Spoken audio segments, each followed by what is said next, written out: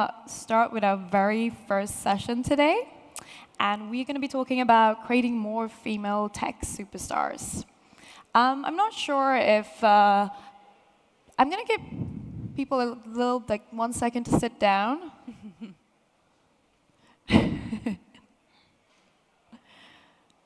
Perfect. Great. So I'm not sure if anyone saw the news about Google on Thursday. Did anyone see that?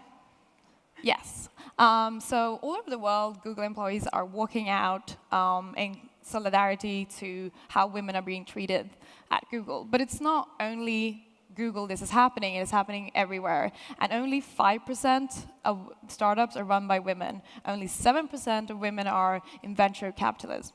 So this is happening everywhere, and we keep talking about this, but how can we make a profound change to this?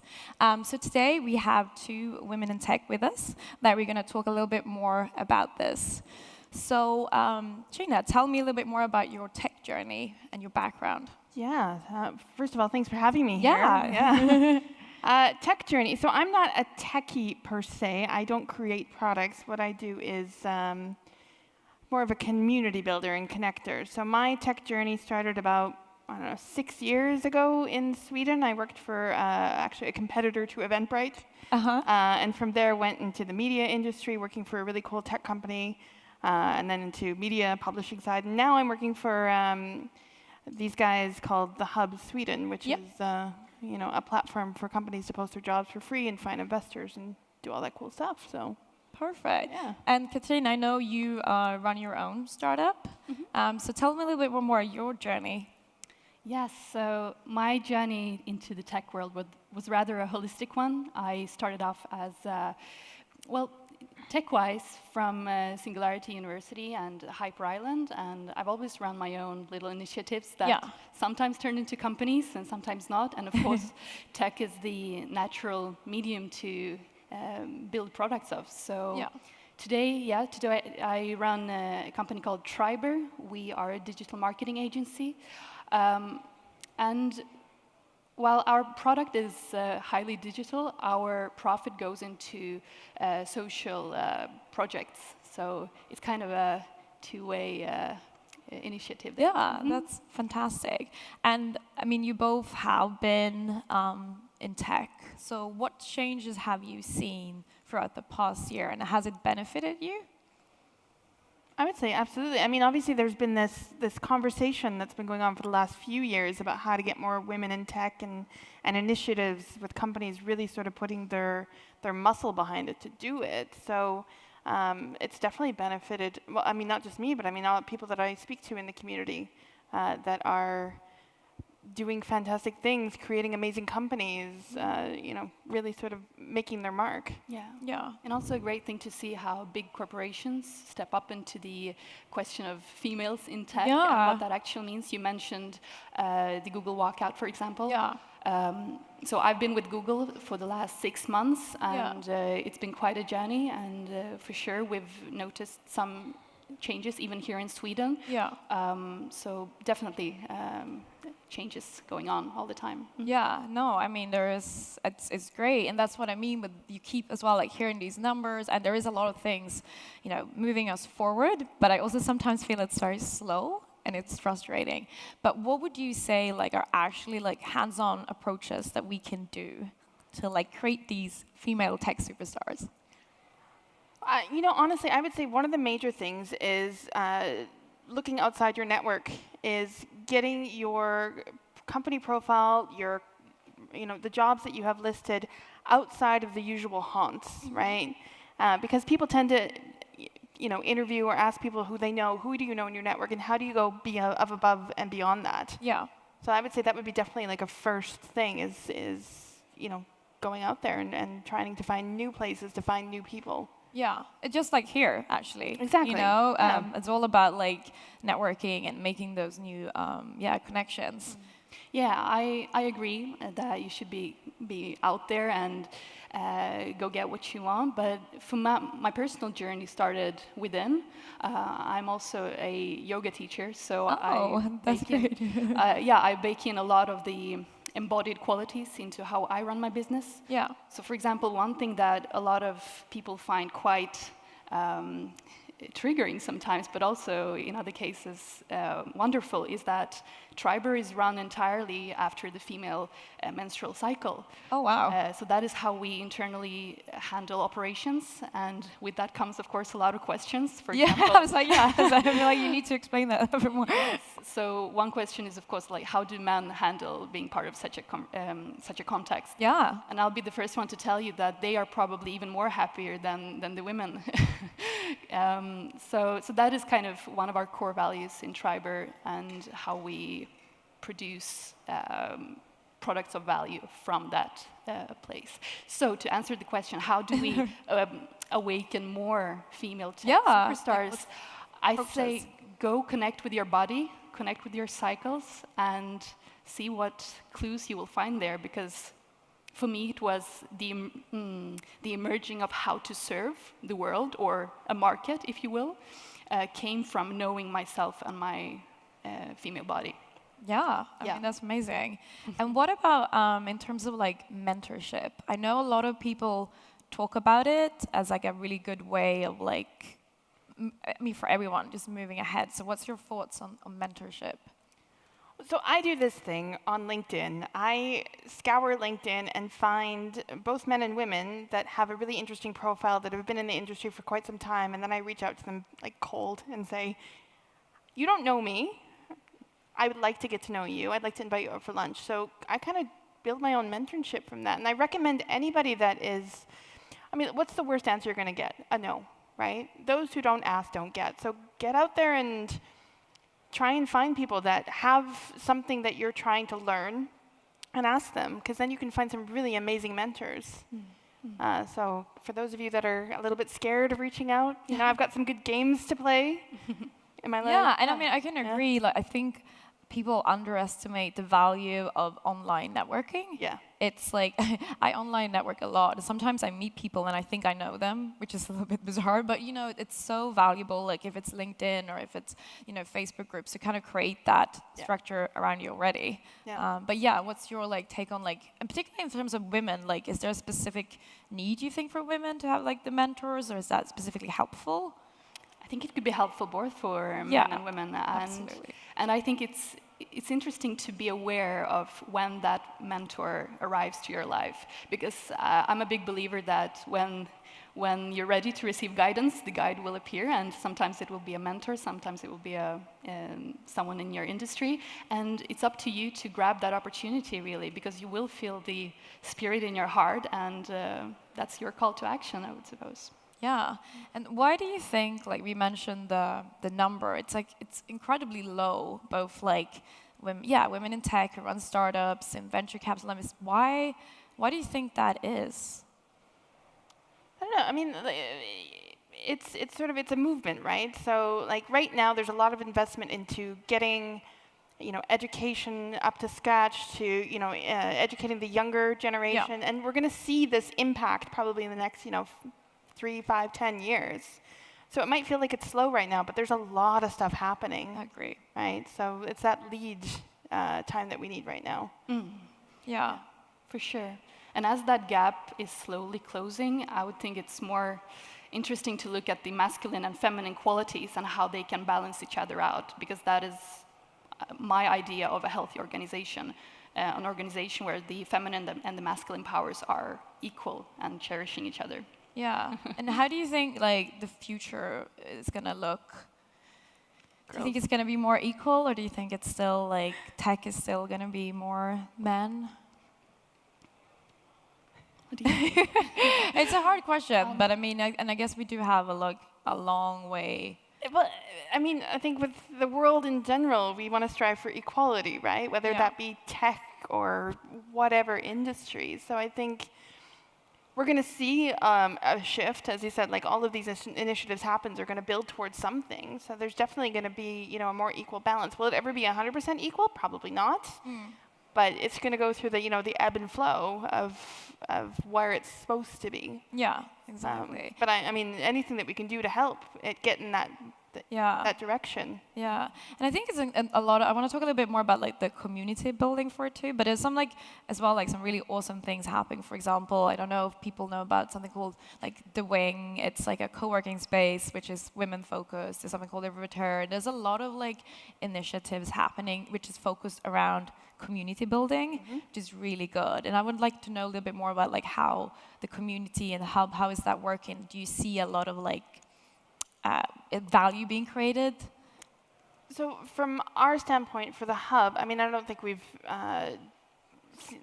sort of identified if it's male or female right now. No, it's just, right? It's just companies. But I know, like, talking about communities, for example, I know that there's the Hera hub here in Uppsala, which is a co-working space focused more on women. Which one? Oh, Hera hub.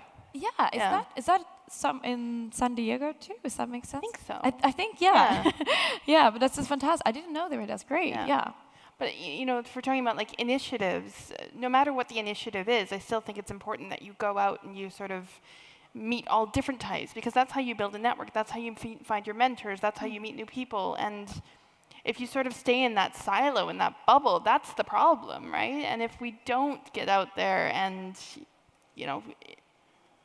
find ourselves, then we're always going to be in this challenge of, creating the right kind of balance. Yeah. Yeah. For me, it's quite hard to resonate like around these questions, and I realize that is the reason why it is because I am a white privileged woman who has had a lot of support throughout my entire entrepreneurial journey and so on. But I think it all comes down to who is the one who is able to create the most value.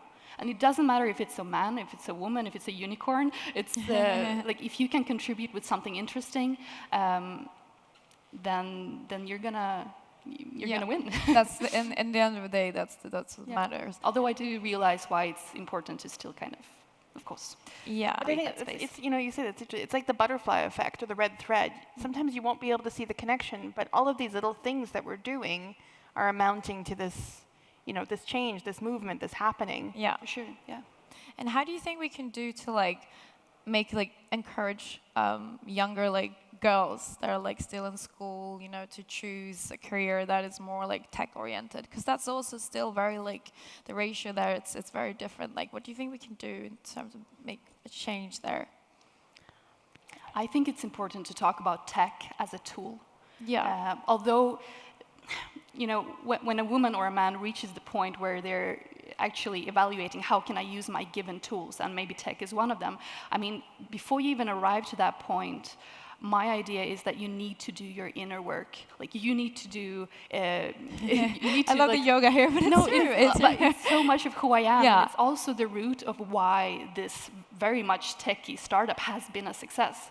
I mean, there is a reason why we can put money into social initiatives. It's like charity, and we've been around for not even a year.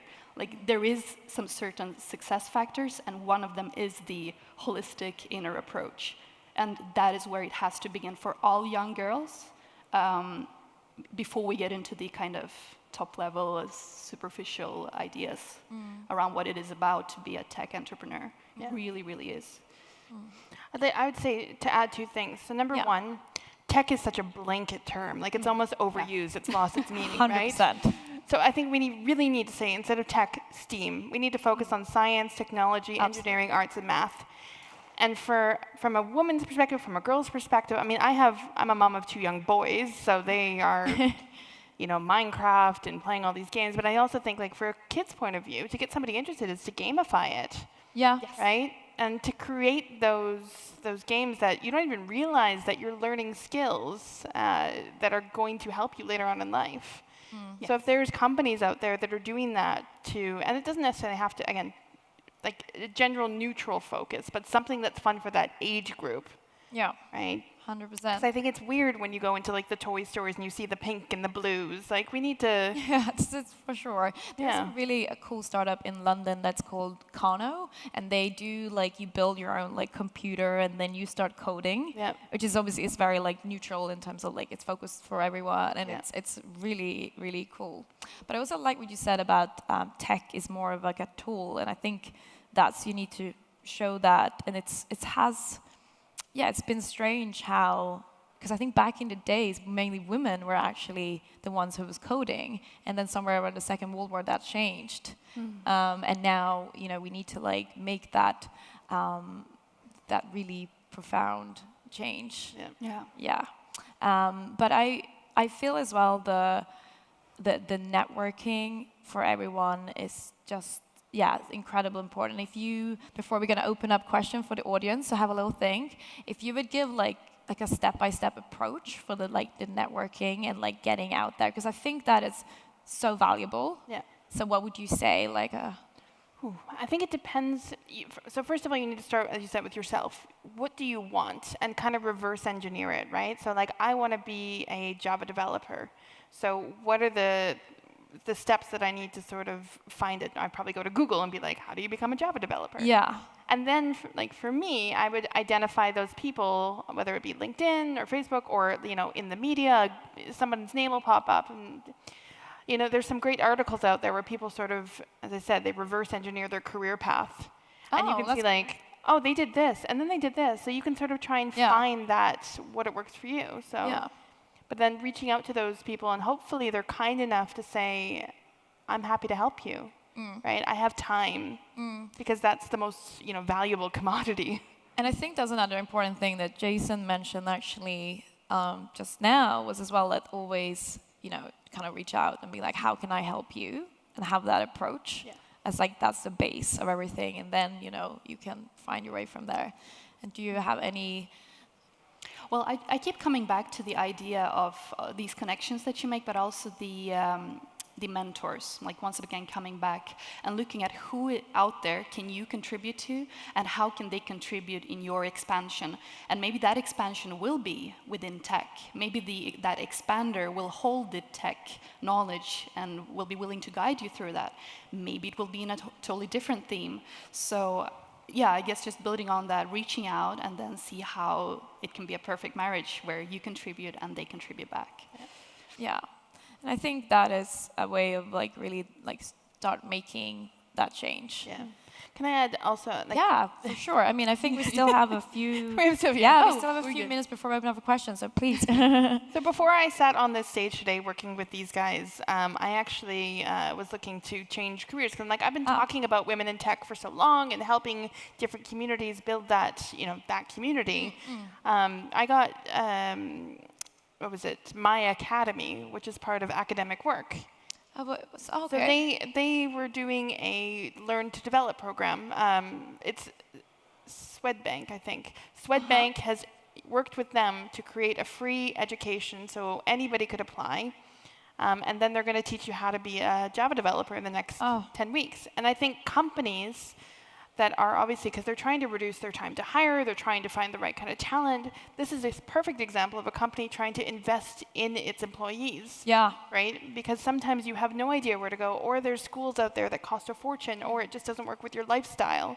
So I would say for all the big corporations, the legacy corporations here, is to look into programs like that. Right? And that's actually a really interesting thing as well, like talking more about that. What can like big corporations do to like really attract the female like tech superstar, and that could really be create them. Right? Create them from like a blank page. Exactly. Do you think there's anything more they can do, like to really like, because there's sometimes I find that being hard, and the ratio is always a little bit.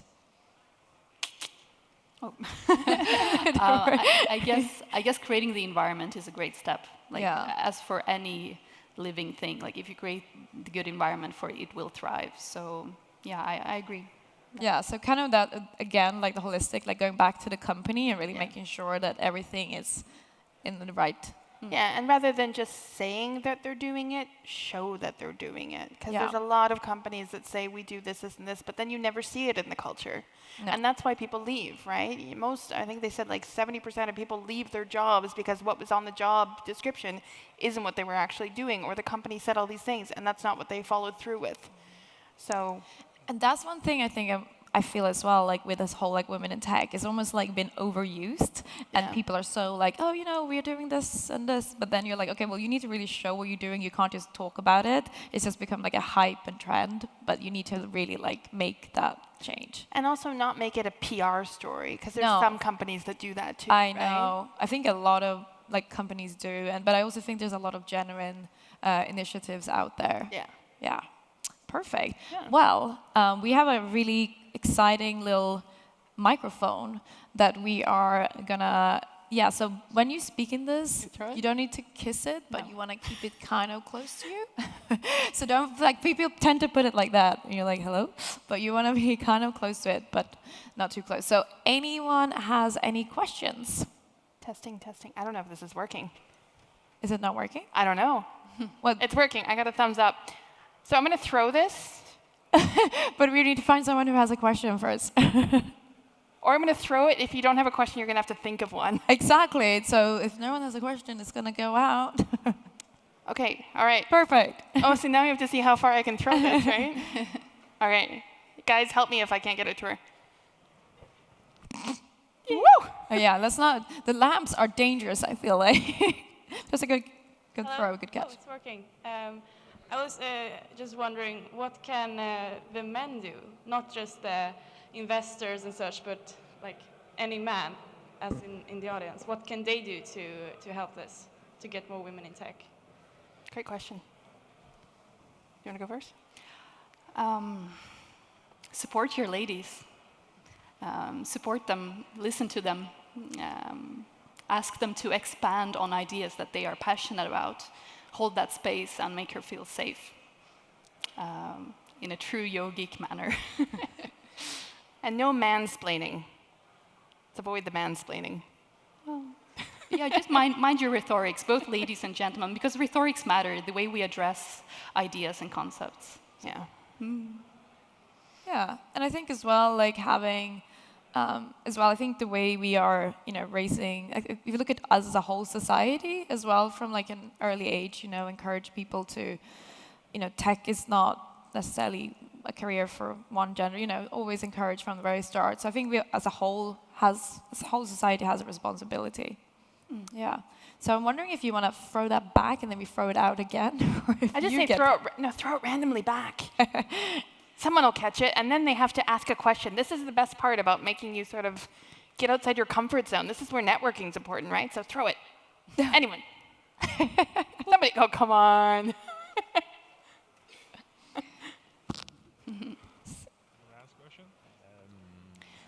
question?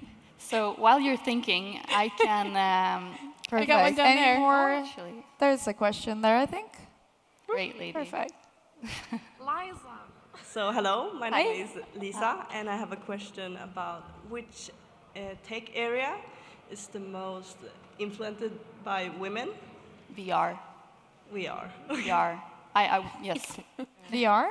Yes. Oh, fantastic. I didn't know that. Tell us more about it. So VR is such a cool concept. I was a co-founder together with a company called Warpin Media in Stockholm, and we created a product together.